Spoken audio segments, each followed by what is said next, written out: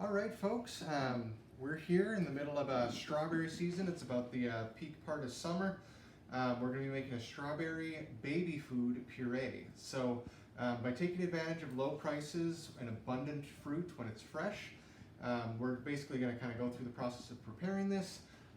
We'll go through making the puree. We'll then store it until we later serve it to our baby and mix it with other foods. So like I said, we're going to plan on freezing it. Obviously, you can do other storage methods such as canning, those types of things, but strawberries are usually only in season, at least around here in the upper Midwest, right in kind of the end of June, early July, where you can get a pound of strawberries for about $1 a pound, which is really cheap. As you can see, we've got a bunch of them here.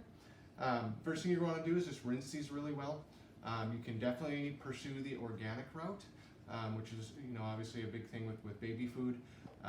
Otherwise, definitely do a really good rinse. I've also heard doing kind of like a light baking soda water solution, and you just kind of give them a quick 1 or 2 minute bath, and then rinse them off really well to make sure you're getting good, clean strawberries. So the first part after you've rinsed them, as you can see here, we've got different stages of our process. We have some strawberries here that have been rinsed and cleaned, and we have 2 pails of basically the hulled or the prepared strawberries. As you can see, these strawberries are definitely ripe. They're maybe starting to get a little bit past their prime, but that's how you get a good deal. We're just going to kind of walk through the real quick way of preparing that. You can see on a lot of these, we're just going to cut a lot of the bad parts off and then work them into a puree. But starting with your strawberry, take a simple paring knife, kind of choke up on the blade like this, set the blade tip in right around the green top there, spin the strawberry, and what you'll see is you'll get this nice perfect hull out of it.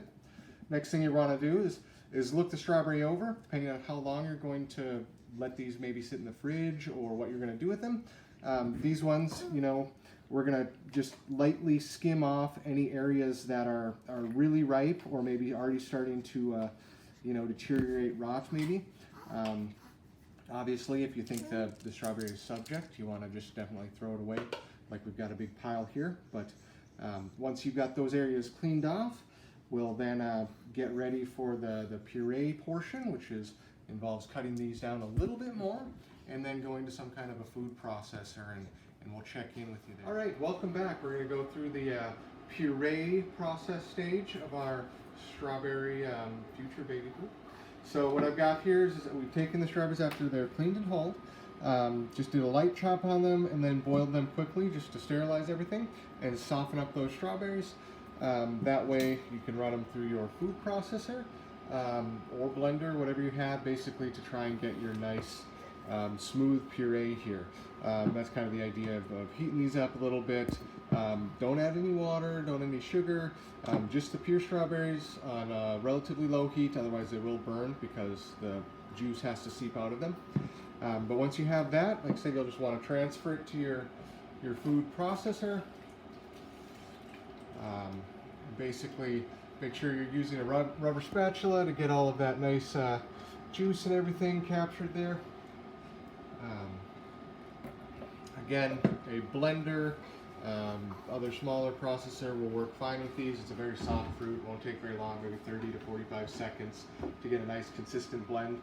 Then it's off to storage. This all depends on what your future prospects are. If you're going to use this right away, obviously it'll store for a little while in the fridge, 3 to 4 days type of a deal like that. But you're going to want to probably pursue some kind of a long-term storage. You can do smaller jars and freeze it, but because we aren't going to be using ours for a few months here, we're going to do some larger jars and then freeze it, so that way we aren't using up our baby food jars sitting in the freezer storing something we're not going to use for a while. So with a glass jar, obviously you don't want to fill it full, you want to leave room for expansion. So you're going to take our nice puree here, we've got a little bit of a funnel, and we're just going to try and fill this about 75 to 80% full. Something that looks kind of like that. That way you're leaving more than enough space for any expansion. And then you'll just want to take a nice little canning lid and a ring and then seal that off. And of course, we've got our other ones here for more of it. So if you don't want to boil your strawberries, you can also steam them. Just be aware if you're using a traditional steamer, the juices will be lost into the water, and which that's why we chose to boil it instead. Another thing is, if you for some reason think the puree is too thick, this one turned out pretty thin, but a great way to thin this out would be to use, if you have excess breast milk to mix in there, you can do that. We will be doing future videos on mixing this. We're not likely to give her just straight strawberries because it's very sweet.